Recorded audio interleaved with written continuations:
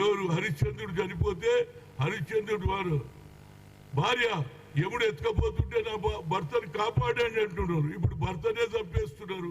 కనుక ఈ ఆచారం పోవాలంటే తప్పనిసరిగా మనం ఆలోచన చేయాలి.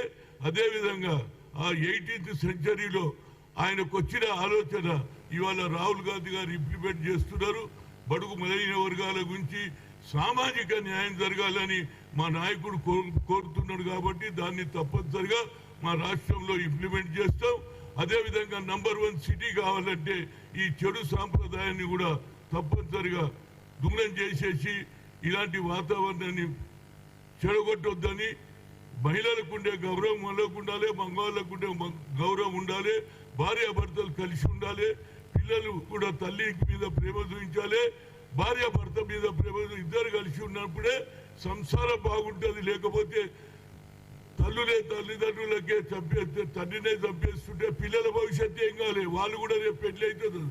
ఇదే విధంగా ఏదైతే లవ్ అఫేర్స్ జరుగుతుందో ఈ లవ్ అఫేర్స్ పక్కకు పెట్టి ఆలోచన చేయండి. మీరు లవ్ అఫేర్ తెలియకుంటే కావాలంటే మీరు పెళ్లి చేసుకొని, ఎందుకంటే మీకు వచ్చినటువంటి వయసు సరిపోతుంది కాబట్టి కొట్లాడి చేసుకొని కానీ పెళ్లి చేసుకుంటారు.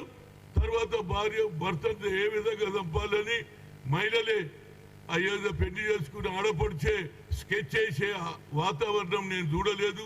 దీని మీద నేను ఏది లేవు, ఇదైతే మన ఏది హైటెక్ సిటీలో ఏదైతే జరుగుతుందో అది కూడా బంద్ కావాలని నేను ఎవరికి శ్రీధర్ బాబుకు లెటర్ రాస్తున్నా.